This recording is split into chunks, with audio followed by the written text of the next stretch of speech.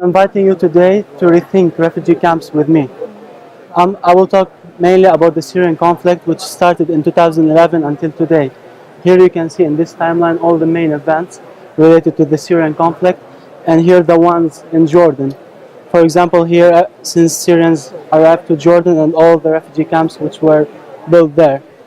So that's the map of Syria, showing about 7.6 million internally displaced inside Syria, 4.1 million Syrians refugees in neighboring countries, and 630,000 refugees in Jordan. They are divided as 20% living in camps and 80% living in urban areas. As you can see in these orange dots, it's presenting all refugees living in urban areas. So the biggest camp is Zatari camp. It has about 80,000 refugees today. As you can see in this photo, it started as spontaneous emergency camp. That's why it's taking this informal way of looking. And then the growth of it was pre-planned. So humanitarian organizations in the camp was trying to formalize the growth of the camp. But a month later, all these red dots are showing the new arriving refugees, like new shelters. So every image is showing 1 month after 1 month. So in 6 months, as you can see from here to here, the entire camp was fully occupied, which caused a lot of informality and transformation in every block and every community in the camp. So if we go to a closer look, how a refugee camp is usually planned and designed. Every 16 families will form a community. Every 16 communities will form a block. Every 4 blocks will form a sector, and every 4 sectors to form a camp model of 20,000 people. We should not exceed this number as the handbooks say and guidelines, but we are never respecting this number. As I mentioned, it has 80,000 people, and at some point it had 155,000 people. So in regards to the transformation in the camp started in its emergency phase with tents, which were upgraded later to caravans and then to prefabricated units. But all of these did not satisfy the refugees' needs. They were mixing all, trying to replicate as much as they can the things they had back home and their needs. On the other hand, they were creating opportunities to themselves by opening shops. As you can see, these 2 axes in the camp, these 2 streets here, this is the market in the camp. It has about 3,000 shops, which is the main source of income for many families in the camp. It generates $2 to $3 million a month. Otherwise, these facilities, this is called a wash center and public toilets, they were never used by Syrians. But Syrians went inside and took everything useful, and they built their own bathrooms and kitchens at home because it's what they know and what they used to live in their culture and backgrounds. So when this camp was really overcrowded, that caused the design and creation of another camp. It's called Azraq camp. It has today about 17,000 people, and it's divided as villages. Even here, the shelter units were not similar to these ones, but semi-permanent shelter. But refugees were still transforming the camp.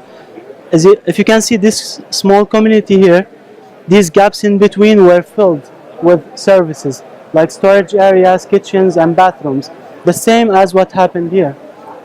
So these problems are causing a lot of impact on environment because of the lack of sewage and drainage networks for private use.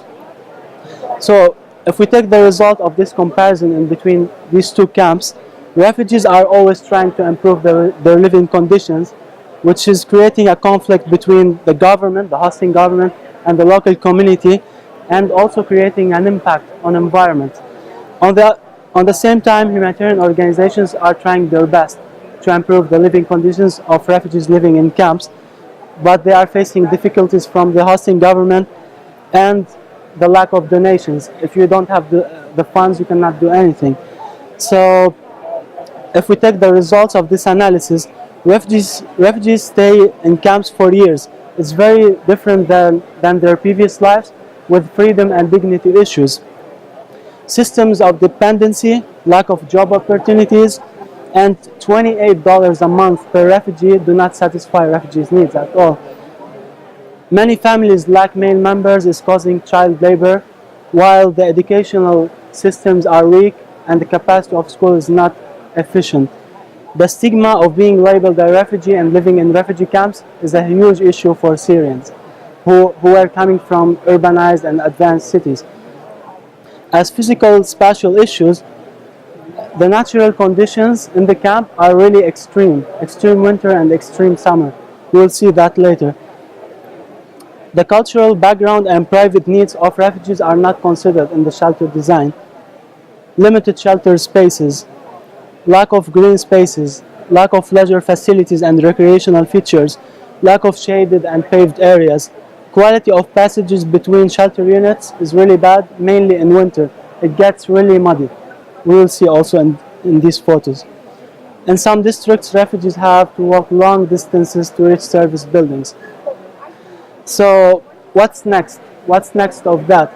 So today, if we have a look on this diagram, the current scenario, whenever we have a conflict and receiving funds to open a camp, we go from tents in emergency situation to caravans and then prefabricated units in post-emergency situations. And then refugees are mixing all to form their informal housing units to replicate their needs.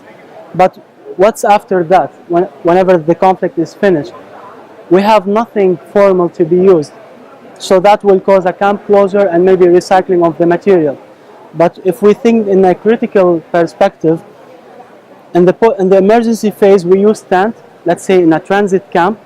On the same time, we build another settlement just nearby, building low-cost buildings, which will offer refugees good living conditions and a kind of a normal life, where they will live in a dignified way, and also having a structure of a society and economy. So this formal, maybe semi-permanent settlement, whenever the conflict is finished and we have repatriation of refugees, it can be reused by the local community. And in the case of Jordan, it's a developing country. They do have a lot of low-income people and unemployed who cannot afford buying apartments.